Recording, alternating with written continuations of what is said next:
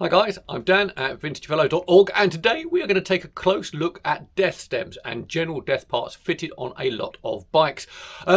Now, death parts, these do not necessarily involve the death of the rider, although in very rare cases it may well have done. It's the catastrophic total failure of a part fitted on a bike. Okay, traditionally we do talk about death stems because there's a few distinct examples of that, but in general it's parts fitted on any bike, and sometimes, you know, we encounter these relatively regularly without mishap. That familiar ting of a broken spoke that involves nothing more than limping your bike home. The slightly more concerning snap of a chain that, of course, as long as you're not on a full gas effort, is generally just a real pain in, well, you know where. Yeah. Other than that, you know, we do encounter those a lot. Now, the much rarer are the structural failure of major load-bearing components on your bike. Now, I must point out, when researching a little bit, I did a bit of research on this one. It is quite alarming when you start looking at what can go wrong on a bike, but it's worth remembering that every day across the world there are millions of rides made on bikes that don't involve a spectacular failure of a plant and you lying on the floor with broken limbs. So gotta keep this in perspective. Okay, these are very rare occasions that these things fail, and it's worth noting, with a few precautions, you can dramatically limit your exposure or risk to a total failure. Okay, now first thing I'm just going to touch on are materials and frames.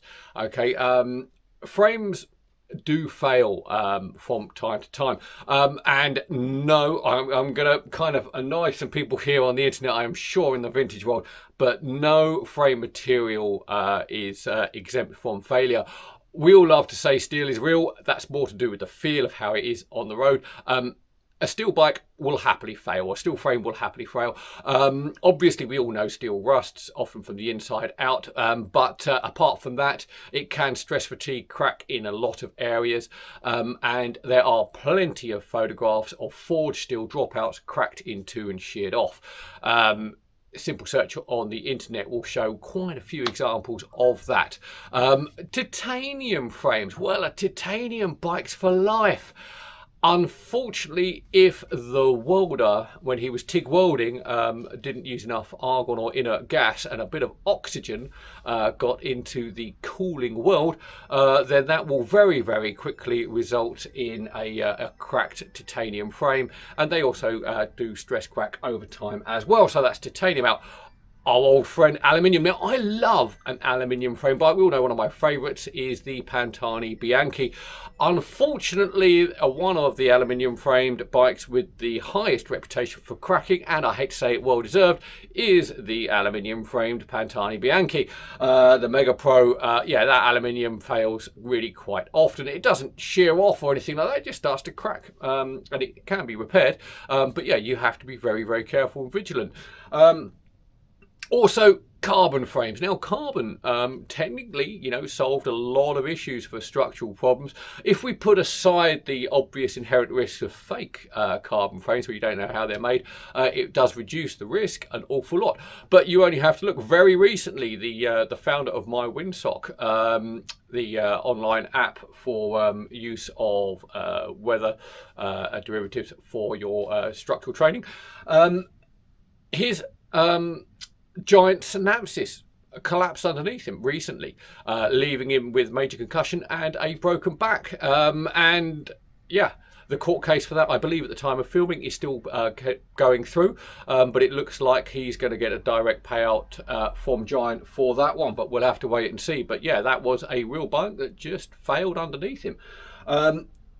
So frames, just check everything regularly. You know, look around all those obvious stress areas, the joints. If you start hearing cracks or clicks, or it starts going a bit wibbly wobbly, you know, check. That's probably something letting go. The good thing about frame failures, I say a good thing, is that it tends not to collapse spectacularly, leaving you in a heap on the floor. You know, if you lose a chainstay, there's another one that will pick up the slack your wheel's going to start blocking up and you're going to come to a halt pretty quickly, and it's obvious that something's gone wrong. Same with most of the other parts. If something starts cracking, you're normally aware of it. So just check those very carefully.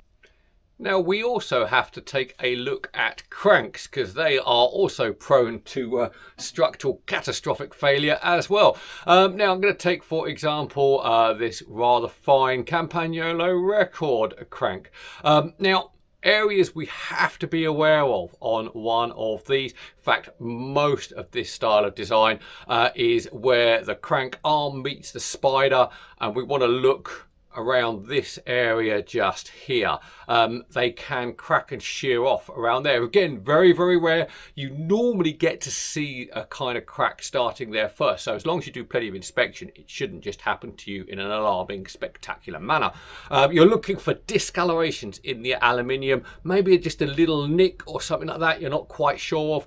Also check around where your pedal goes in around there. They can go around there. Same kind of thing as well. You're normally going to get to see it a bit first, but that can be a difficult part to a difficult area to inspect. Regular inspection of these should leave you fine, but that can be an issue with all of these kind of cranks. Okay, now no death part conversation can be complete without talking about death forks as well, and I think this is the stuff of nightmares, and yeah, it certainly has kept me up a night or two when you start looking at what can happen to a fork when it lets go. Now, the main culprit for death forks, we are talking a British thing, a Lambeth or a Viscount fork. These in the vintage world strike terror in the hearts of everyone, and if you've got a Viscount or Lambeth, check your forks right away. It's a cast aluminium fork set onto a steel steerer. They just fail. Do not ride them. It's a flat hell no. Do not ride a Lambeth or Viscount aluminium fork. It's from the 60s, 70s, and they are just outright plain dangerous. Now, other forks can fail, and I hate to say it again, steel forks can fail. Seen quite a few images of those where they have let go at the upper lug. Carbon forks, again, what usually happens is on 1-inch carbon forks, if they have a steel steerer where the carbon is bonded onto that steel. Now, a quick inspection of that area, if you start to see any kind of whitening or lifting or defraying of that carbon where they meet, do not ride that and get it changed. But generally, I think they're okay. I've never had a problem, never seen an issue, but I am aware online people having concerns. And then obviously full carbon forks, they seem to have a little issue snapping just at the top of the steerer tube. Again, very, very rarely happens, but inspect always if you're in any doubt. But do remember, yeah, fork failures are incredibly rare, and often they follow after a crash. It's normally one of those things from crash damage where it's either bent or taken too much of a shock, or someone's bent it back into shape again when they shouldn't have done, because hey, that's all right, bending broken stuff back in place. But that brings us on to the main subject of this video, death stems. Death stems. Again, they're there. Yeah, don't even think about that before you go to sleep at night. The idea that you're riding along, you go over a bump and poof, you have a set of handlebars in your hand and a bicycle underneath you, and they are no longer attached to each other, is literally the stuff of nightmares, and it does usually involve a horrendous crash at some point during that failure as well. Now, I've got a few examples here to show you. It's shocking that I actually have examples of stems. They are not broken, but they are all death stems in their own right, and I shouldn't have so many of them, but one of them is the reason for this video. Now, the first thing, I don't know whether you remember, last year we did the Lejeune Cafe Racer, and that had this rather fine pantographed Lejeune stem, which I really wanted to reuse, but upon inspection, remember the inspect word, I found a crack just here. on the lug of the bolt. The actual material has started to crack. Now, some people said, hey, it's okay, you could ride that. No. If things start to crack and you spot a crack, doesn't matter where it is on the component, that's failing. Do not ride. So that's a straightforward, could happen to just about anything. Inspect everything before, at least once a year on your bike, or regularly if you're riding it more often. But that is just a total failure. It's starting to go, you just can't ride that. But one of the things, probably one of the parts that coined the term death stem is the Ava death stem. Now, French design, Ava. Now, what this is, it's supposed to look like a steel lugged stem, quill stem here, and it's actually just a relatively soft cast alloy. Now there's a couple of things that goes wrong with these. The first is that, as we see here, that is obviously where the expander bolt goes through, expands it out into your steerer tube and holds it all in place. Now there's no stress relief here at the top. Now what that means is, if it's a straight cut, they should drill a hole there, and that then helps the stress over time from that expansion area dissipate. If it's a straight cut, there's a sharp edge, and then it starts to go from there. Now, what this often means is that that's going to shear all the way around. Now, a lot of the time, you don't know that's happened because it's sat in your bike and there is a steel rod going all the way down. So you might get a little bit of wobble, a little bit of play, but you're not going to know it until you strip the thing out, and then you find that the whole thing's sheared off. That in itself is quite bad. Unfortunately, they also had an alarming tendency just to let go straight across the whole thing. With no warning, it just goes on you. And that is why you have the term Ava death stem. If you look up death stems, the vast majority you are going to see are Avas. Now these were, you're talking 60s, 70s, and they were fitted by the thousand on European bikes, especially Peugeot U08s. They were a common sight on those, mostly because they're cheap and they are light. And to be fair to them, I'm pretty sure they don't fail as often as we would like to think. But I think because there were so many of them fitted to such a popular bike, that the chances of seeing that failure rose dramatically. But it's not just Ava.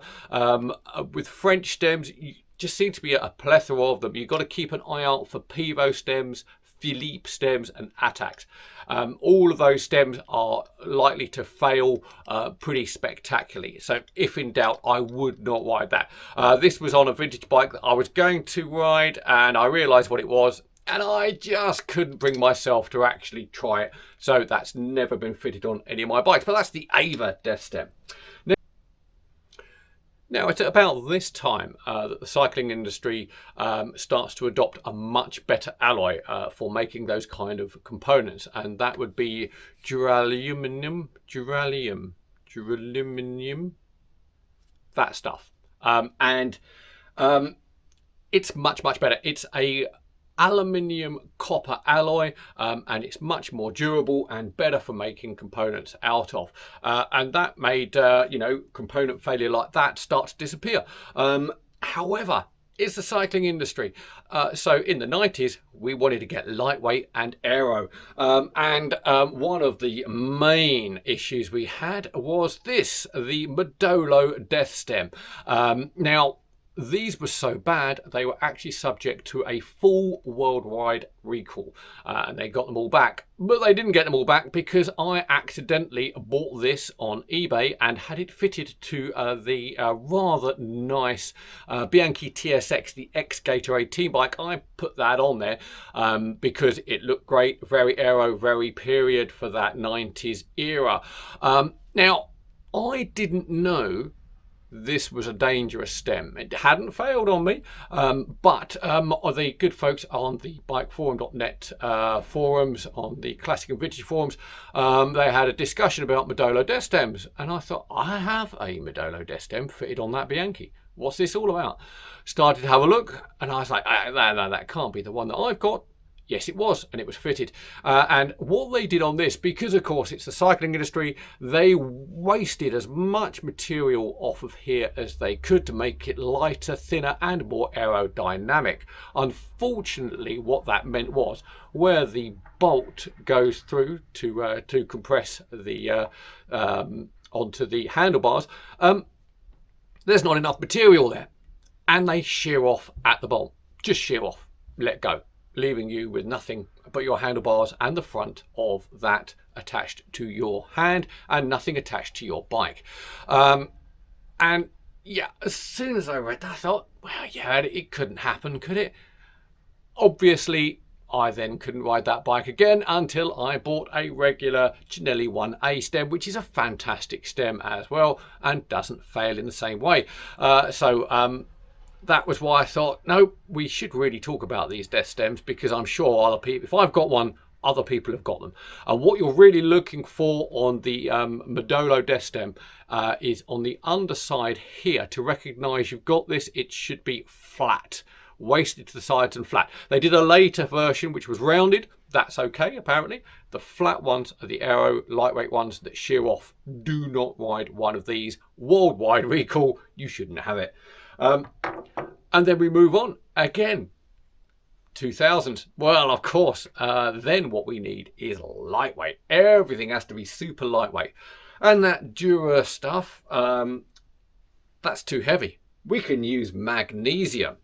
And this is an ITM the stem. Now, I can assure you this is seriously light. I mean, it is epically light. Unfortunately, along with this lightness, where the bolts go through here, the two bolts at the front, just shear off, leaving you with nothing holding your handlebars off. And at the back here, this is incredibly thin. In fact, so thin they give you a nice little filament there in plastic. Shears off as well. And again, these fail in spectacular numbers. So if you have an ITM, the stem, do not ride that. It's really dangerous, okay? And then we move on to carbon stems. Now, to be fair to carbon stems, they do seem a lot better. But what you do tend to see is on a carbon stem, the steerer tube seems for some reason to fail where they clamp on. I have a feeling that is something to do actually more with the carbon tube and not having the alley insert going down the inside to help spread the weight and force. But in general, they seem a lot better. But of course, let's not forget, you know, it's cycling.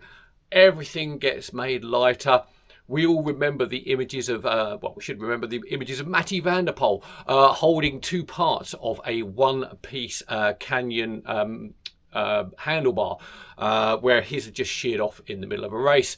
Now, admittedly, we are not all putting out or anywhere near the wattage of Matty van der Poel, but it is worth noting that these parts still fail from time to time. So there we have it. That's just a few of the worst parts we need to be aware of. And I think, you know, as vintage bike riders, we should all be inspecting our bikes a lot more often than we probably do. But let's remember, we've got to keep this in context. It really doesn't happen very often. A failed part like that is the exception, not the rule. And in fact, I was reminded last year on the Leroyca ride that we did, hundreds of kilometres on horrendously hard Strade Bianchi gravel road, baked hard, hadn't rained for 2 months, and the bikes were getting smashed up left, right and centre, just literally pounded into the earth. And although I saw hundreds of flat tyres, the odd bit of blood where people had come off, I didn't see a single broken fork, broken stem, broken handlebar or anything like that. And you know, that kind of proving ground, that's when you've got to remember that these failures really don't happen very often. And just check your parts. And if you've got anything like that fitted, if you're in any doubt, check on the internet. Trust me, someone will have posted up images. And if it is of concern, swap that part. If in doubt, swap it out. Okay. Anyway, you probably didn't enjoy this video because, yeah, it's a bit scary. But for maybe more fun videos, do like and subscribe for anything that's cool to do with vintage bikes. Thanks a lot.